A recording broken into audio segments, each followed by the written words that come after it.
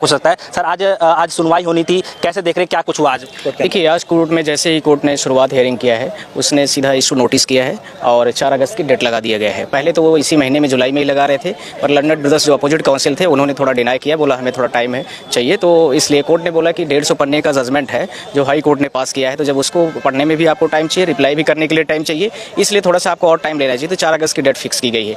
But यहाँ पर उन्होंने ये भी क्लियर कर दिया है कोर्ट ने आज कि देखिए, मैं सबके सामने बोल रहा हूँ कि मेरे फादर एमपीज थे कांग्रेस पार्टी के, मेरा ब्रदर जो लर्नड ब्रदर है, उनका जो सगा भाई रियल ब्रदर वो भी कांग्रेस के है, तो हमें सारी चीज़ों के बारे में काफ़ी पहले से पता है।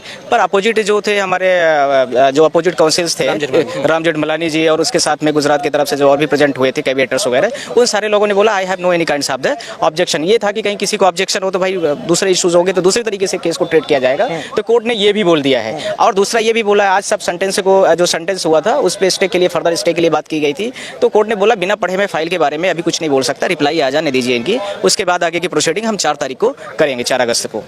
लेकिन सर आप कैसे देख रहे हैं इसको कि अभी फिलहाल जो कोर्ट जो निचली अदालत ने फैसला दिया था, अगर हम बात करें गुजरात कोर्ट की बात करें, गुजरात हाई कोर्ट की बात करें, तो क्या लगता है अभी भी उस फैसले को यहाँ पे अभी बरकरार रखा गया है? देखिए, अभी तो कुछ स्टे नहीं हुआ है, प्रोसेस में कोई स्टे नहीं हुआ, सिर्फ इश्यू नोटिस है। इश्यू नोटिस हो गई, इसका मतलब आप इस चीज़ को ध्यान रखिए कि कोई जो भी मैटर है उस मैटर में काफ़ी कुछ चीज़ें गंभीर है और कोर्ट के संज्ञान में आ गई, नहीं तो कोर्ट डिसमिस कर देती है। तो कोर्ट नोटिस करने का मतलब है कि 90% 95% मैटर के बारे में कोर्ट ने पूरी चीज़ों को सुनेगी और उसके बाद में संज्ञान लेगी। पर मैं आपको हमेशा DS4 जो आपका न्यूज़ चैनल है उसके माध्यम से हमेशा बोला हूँ कि ये ध्यान रखना, डिफॉर्मेशन का केस है। डिफॉर्मेशन एक पॉलिटिकल केसेस होते हैं जो बेसलेस है, जिसके बारे में हम आपके माध्यम से कई बार बोले हैं, तो इसमें कुछ नहीं होना है, इस चीज़ को हमेशा याद रखें। ये तो बीजेपी से प्रोपेगेंडा कर रही है और कांग्रेस को बदनाम करने का एक उसका तरीका था। लेकिन सर एक सवाल और भी यहाँ पे, अभी फिलहाल राहुल गांधी की संसद सदस्यता रद्द हो गई है फिलहाल काफ़ी दिनों से, और इस फैसले के बाद ही ये होना था कि उनको संसद सदस्यता मिलेगी वापस या नहीं मिलेगा, तो क्या अभी फिलहाल उसी तरीके से अभी वैसा ही रहेगा? जिस दिन ये रिप्लाई हो गया और उस दिन फाइनल आर्गूमेंट जब हो जाएगा तो कोर्ट का पास ऑर्डर आएगा। उस पास ऑर्डर के साथ में एक हम लोग एप्लीकेशन, एक रिक्वेस्ट और करेंगे कि जी हमारी पार्लियामेंट मेंबरशिप तुरंत ही अलाउ किया जाए, क्योंकि उसको इलेक्शन कमीशन ने और पार्लियामेंट के जो सेक्रेटरी है उन्होंने इसको नोटिफिकेशन निकाला था, इसलिए ये चीज़ सुप्रीम कोर्ट ही करेगी। क्या लगता है कि सर अभी भी राहुल गांधी को दोबारा फिर बोल रहा हूँ, 302 का मैटर नहीं है, ध्यान रखिए, न 307 का है, न क्रिमिनल ऑफेंस का है। This is the kinds of the deformation. किसी को कोई कुछ बोल दिया, पॉलिटिकल लोग तो पता नहीं क्या क्या बीजेपी वाले बोलते रहते हैं, कितने डिफॉर्मेशन केसेस आपने लाई है। आप तो एक आदमी को बदनाम और कांग्रेस पार्टी को बदनाम करने के लिए एक डिफॉर्मेशन का केस लाया और उसका तरीका आपने ढूंढा है। पर सिर्फ एक बात है कि जुडिशरी नीचे उन पॉइंटों को बहुत कंसीडर नहीं कर पाई है जो सुप्रीम कोर्ट कर रही है, प्लीज। लेकिन सर राहुल गांधी की जब से संसद सदस्यता रद्द हुई है तो चुनाव करने की बात ही चल रही है। अब दूसरी बात आ रही है कि अब इशू नोटिस हो गया तो अभी चुनाव होने की कोई चांसेस नहीं रह गई। अब आप उसमें फ्री हो जाइए। अब आप जो भी होगा 4 अगस्त को सारी बातें सुनाइए, मतलब कोर्ट करेगी फैसले के बाद ही नहीं। अब जो भी होना, अभी तक जितना हो गया वो हो गया, आगे की प्रोसीडिंग 4 अगस्त के बाद होगी।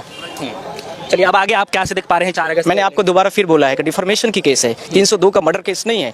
राहुल गांधी ने सिर्फ स्टेटमेंट दिया है, ध्यान रखना। स्टेटमेंट वो भी क्या है, मैंने बोला है कि जुडिक्शन को लेकर के इश्यूज है जो ट्रायल ने नहीं कंसीडर किया है, और बहुत सारे without any kinds of any offence evidence है, तो ऐसे में नहीं होता है। बात बोली जा रही कर्नाटका में, केस फाइल हो रहा है गुजरात में, कंप्लेनेंट रहने वाला उन्होंने 3 लोगों का नाम लिया था। जिन 3 लोगों का नाम लिया है वो तो मोदी में टाइटल में है, वो तो कोई दूसरी कास्ट पारसी है, तो कोई और कास्ट का है, कोई और कास्ट का है। दिस इज नॉट है, मतलब उन्होंने उनको कोई टारगेट नहीं किया पूरी कम्युनिटीज को, उन्होंने सिर्फ 3 लोगों को बोला था। वो 3 लोग कंप्लेंट कर सकते थे, पर उन्होंने तो नहीं फाइल किया है ना। फाइल तो सिर्फ ये मोदी नाम का कोई व्यक्ति आया, तीसरा जबरदस्ती का ट्रायल केस चला रहा है। मोदी जी इस बात को साबित कर पाएंगे कि उनको माना? मोदी बीजेपी के सहमति से सारा काम कर रहे हैं और बीजेपी और इंडिया में अपने आप को हाईलाइट करने का एक तरीका बनाया उन्होंने। किसी रॉयल फैमिली और किसी बहुत जो प्रधानमंत्री के लेवल का व्यक्ति है या वर्ल्ड लेवल का लीडर है उसको बदनाम करने का एक तरीका था। एक आखिरी सवाल है मेरा सर, जो निचली अदालत ने जो फैसला दिया था, क्या लगता है कि सर उस फैसले को लेकर के सुप्रीम कोर्ट कुछ टिप्पणी कर सकता है? कैसे कह सकते हैं सुप्रीम? ये देखिए, सुप्रीम कोर्ट के मामले को हम थोड़ी बोलेंगे कुछ, कह सकते हैं, और जो भी होगा वो देखा